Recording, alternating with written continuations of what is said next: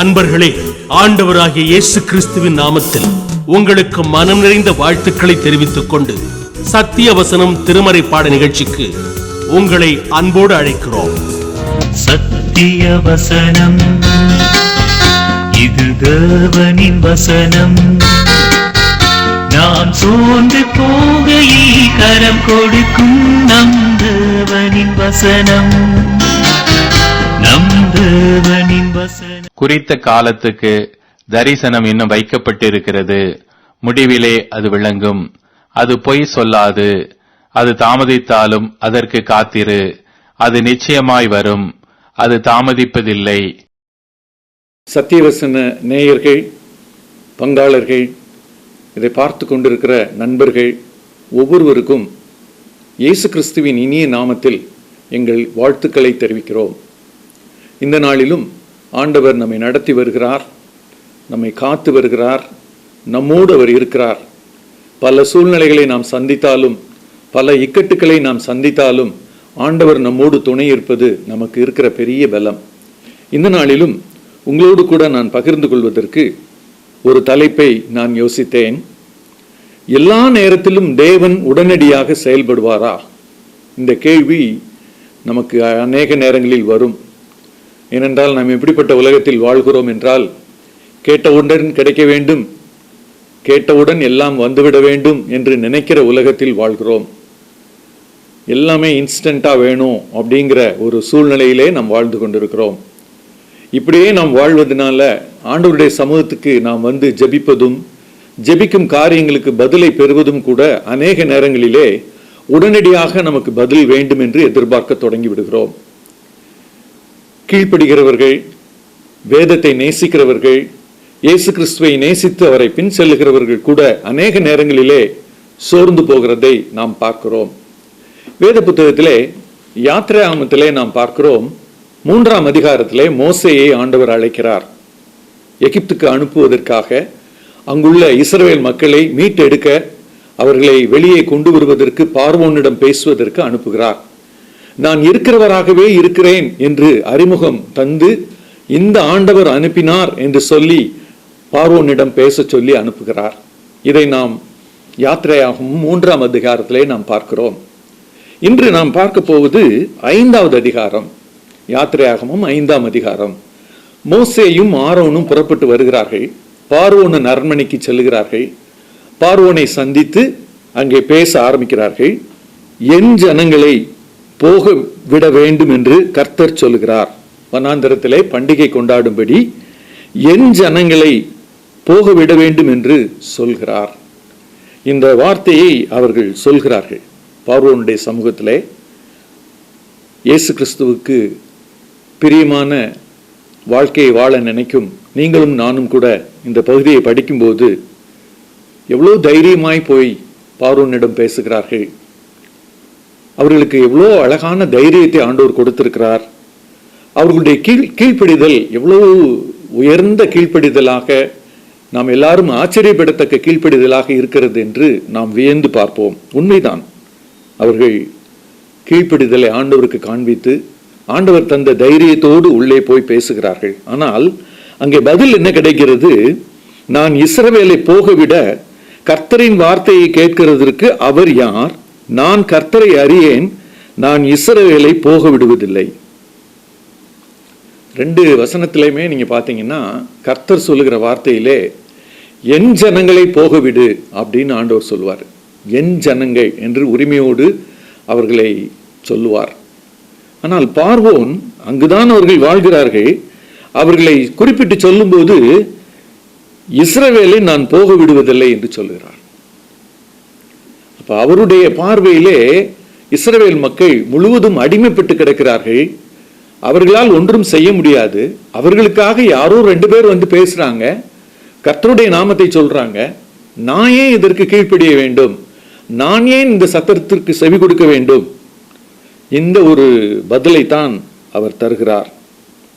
நீங்க பாத்தீங்கன்னா அந்த பதிலை வாங்கி கொண்டு வெளியே வருகிறார்கள்.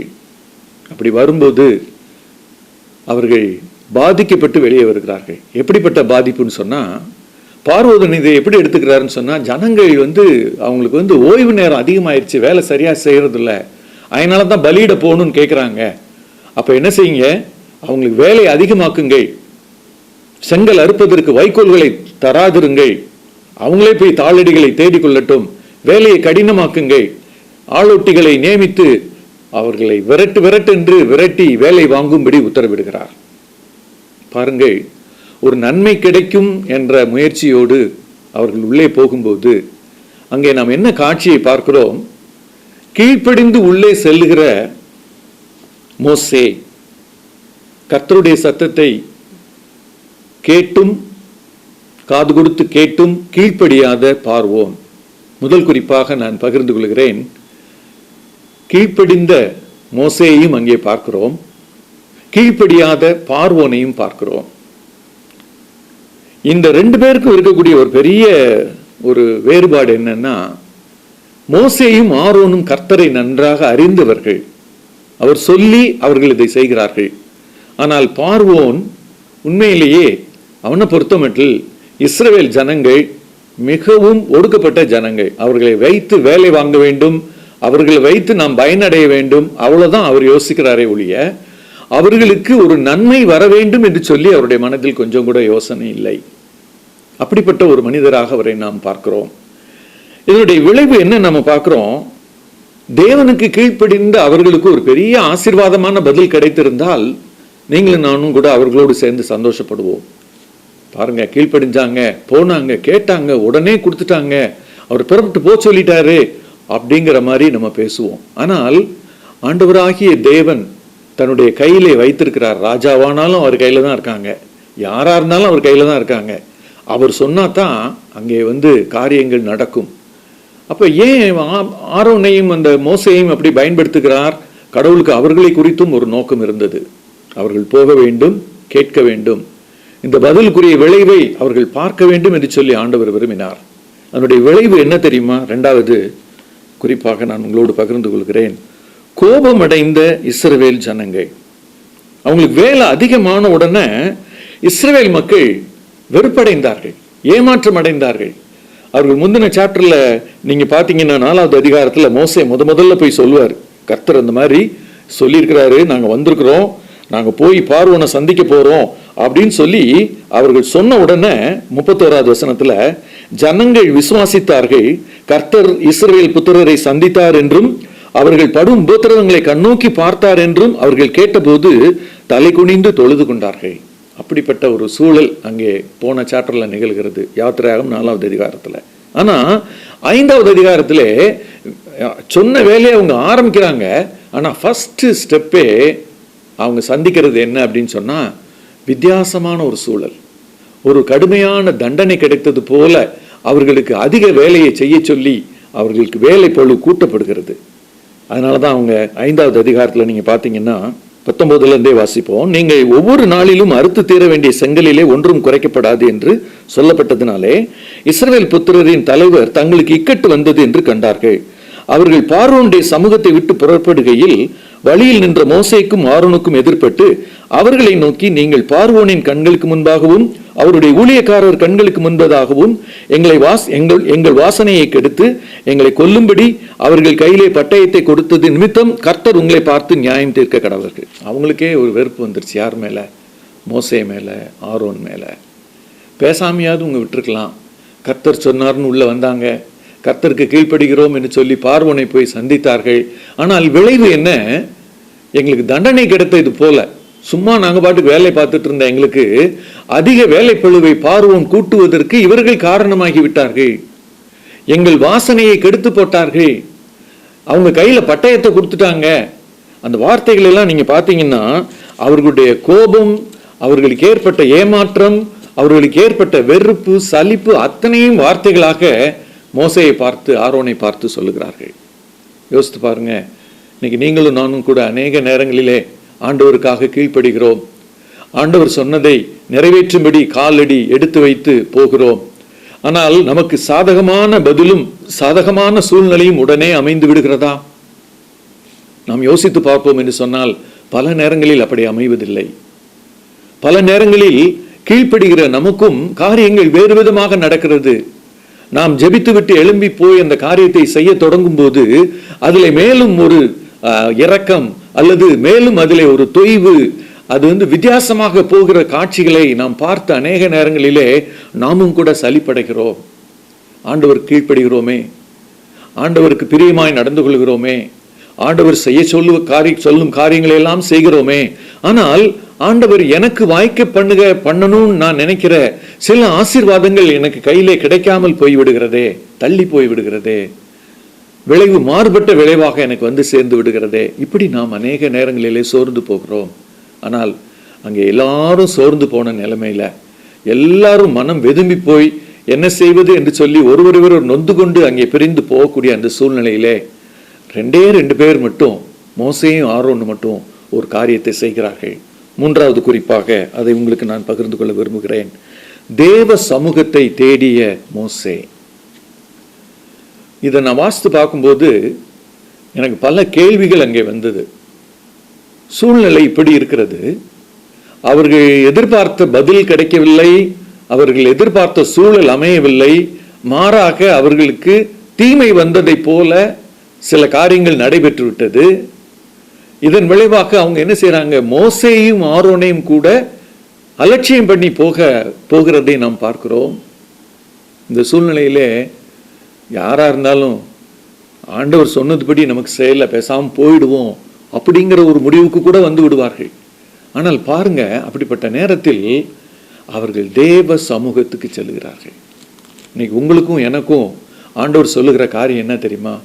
நாம எதிர்பார்த்த பதில் கிடைக்காத நேரம், நாம் ஏமாற்றத்தை சந்திக்கும் நேரம், நமக்கு என்ன செய்வதென்று தெரியாமல் திகைக்கும் அந்த நேரம், மனிதர்களை தேடி ஓடி நாட வேண்டாம். வேறு முயற்சிகளிலே அங்கலாய்த்து ஈடுபடுவது அநேக நேரங்களிலே பலன் தராமலும் போய்விடும். ஆனால் ஒரே ஒரு இடம் உண்டு, அந்த இடத்துக்கு நீங்க போவீங்கன்னு சொன்னா, நானும் அந்த இடத்துக்கு போவேன்னு சொன்னா, அங்க நமக்கு என்ன கிடைக்கிறது தெரியுமா? முதல்ல ஆண்டவர் என்ன செய்கிறார், நம்முடைய பார்வையை சரிப்படுத்துகிறார். நாம் பார்த்து கொண்டிருக்கிற சூழ்நிலையை பார்த்து கொண்டிருக்கிறோமே, இந்த சூழலில் இப்படி நடந்து விட்டது, இந்த காரியங்கள் எல்லாம் நிகழ்ந்து விட்டது என்று சொல்லி வேதனையோடு பார்த்து கொண்டிருக்கிறோமே, அந்த பார்வையை சற்று மாற்றி அவரை பார்க்க சொல்லி அழைக்கிறார். அவரை பார்க்கும்படி தேவ சமூகத்துக்கு போன அவர்களுக்கு நேர்ந்தது என்ன தெரியுமா? முதல்ல அவங்க ஃப்ரீயா ஆண்டவர்கிட்ட கொட்டுறாங்க. தேவ சமூகத்துல ஒரு பெரிய நன்மையான ஒரு சூழல் என்ன தெரியுமா? நீங்க மனிதர்களிடம் யாரிடமும் சொல்ல முடியாத காரியங்களை தேவனிடத்தில் பகிர்ந்து கொள்ளலாம். மனிதர்களிடம் சொல்ல முடியாத இக்கட்டான சூழ்நிலையை நீங்கள் ஆண்டவரிடம் பகிர்ந்து கொள்ளலாம். உங்கள் மனதில் உள்ள வேதனைகளை எல்லாம் அப்படியே கொட்டி ஆண்டவருடைய சமூகத்திலே, இதுதான் ஆண்டவரே நிலைமை என்று சொல்லி நாம் தாராளமாக ஆண்டவரிடத்திலே சொல்லலாம். நம் வார்த்தைகளை பொறுமையோடு கேட்கிறவர் இந்த உலகத்தில் ஒருத்தர் உண்டுன்னு சொன்னா அது நம்முடைய தேவனாகிய கர்த்தர் தான். இன்னைக்கு யோசித்து பாருங்க, வீட்டுக்குள்ள அநேக நேரங்களில் பேசும்போது யாராவது பொறுமையாய் கேட்கிறார்களா? யாராவது பேசுவதை பொறுமையாய் கேட்கிற மக்கள் இருக்கிறார்களா? எல்லாரும் சொல்றது என்ன? சீக்கிரம் சொல்லுங்க, சீக்கிரம் முடிங்க, சீக்கிரம், அப்படிதான் சொல்றாங்க. காது கொடுத்து கேட்பவர்கள் இல்லை. ஆனால் தேவன் தன்னுடைய பிள்ளைகள் பாதிக்கப்பட்டு அங்கே வந்து தேவ சமூகத்துக்கு வரும்போது அவர் என்ன செய்கிறார் தெரியுமா? அவர்களுடைய உணர்வுகளை அப்படியே வாங்கி கொள்ளுகிறார். யாத்திராகமம் 5வது அதிகாரம் 22வது வசனம். அப்பொழுது கர்த்தரிடத்தில் திரும்பி போய், மோசே கர்த்தரிடத்தில் திரும்பி போய், ஆண்டவரே, இந்த ஜனங்களுக்கு தீங்கு வர பண்ணினது என்ன? ஏன் என்னை அனுப்பினீர்? மோசே அப்படி கேட்கிறார் என்று சொல்லி நாம் ஆச்சரியப்படலாம். ஆனால் நாம் அநேக நேரங்களில் அப்படி கேட்கிறோம் அல்லவா? ஆண்டவரே, என்னை சந்தித்தீரே, என்னை ரட்சித்தீரே, எனக்கு இப்படி நேரிடுகிறதே, எனக்கு கலக்கம் வருகிறதே, எனக்கு நடைபெறுகிற காரியங்களை எல்லாம் பார்க்கும்போது என்னுடைய வேதனை அதிகமாகிறதே, ஏன் என்னை உம்முடைய பிள்ளையாக மாற்றினீர்? ஏன் என்னை இந்த வாழ்க்கையில் இந்த காரியத்தை செய்யும்படி அழைத்தீர் என்று சொல்லி அநேக நேரங்களிலே கேள்வி கேட்கிறோம். ஒருவேளை ஆண்டவர் இந்த கேள்வி கேட்ட மோசையை பார்த்து கோபப்படவில்லை, வருத்தம் அடையவில்லை. நீ என்னப்பா அதுக்குள்ள இப்படி ஆயிட்ட அப்படிலாம் சொல்லல. அவர் என்ன செய்கிறார்?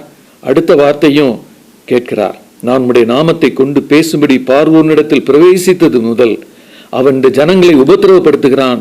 நீர் உம்முடைய ஜனங்களை விடுதலையாக்கவில்லையே. பாருங்க, ஆண்டவரிடத்தில் பதில் கிடைக்காத போது நாம் ஆண்டவருடைய சமூகத்துக்கு வருவதை தவிர்க்க பார்க்கிறோம். ஜெபம் பண்ணி பிரயோஜனம் இல்லைன்னு சொல்லி யோசிக்க பார்க்கிறோம். ஆனால் இவர் என்ன செய்கிறார்? ஆண்டவருடைய சமூகத்துக்கு போகிறார். அது ஒரு நல்ல ஒரு முன்மாதிரி. அடுத்து தன்னுடைய 2 பிரச்சனைகளையும் அப்படியே சொல்லுகிறார். என்னை ஏன் அனுப்பினீர்? அதே போல இந்த ஜனங்களை நான் போய் கேட்டது முதல் இவன் உபத்திரப்படுத்துகிறான். பார்வோன் ஜனங்களை விடுதலையாக்கவில்லையே உம்முடைய ஜனங்களை. அன்பான நேயர்களே, அன்பான நண்பர்களே, நாமும் கூட இப்படிப்பட்ட சூழ்நிலைகளில் சிக்கி தவிக்கிறவர்களாய் இருக்கலாம். நம்மை யாரும் புரிந்து கொள்ள மாட்டேன் என்கிறார்களே, நான் பேசுவதை யார் கேட்கிறார்? என் வேதனையை யார் பார்க்கிறார்? என்னை வெளியே கொண்டு வந்து விடுவதற்கு யார் இருக்கிறார் என்று சொல்லி நாம் அங்கலாய்க்கிறோம். வேதத்தை படித்து பார்க்கும்போது இப்படிப்பட்ட சூழ்நிலையில்தான் ஆண்டவர் இறங்கி வருகிறார். ஆண்டவர் அவர்களுக்காக யுத்தம் பண்ணுகிறார். ஆண்டவர் அவர்களை மீட்டெடுக்கிறார் என்பதை அடுத்தடுத்த அதிகாரங்களில் நாம் பார்க்கலாம்.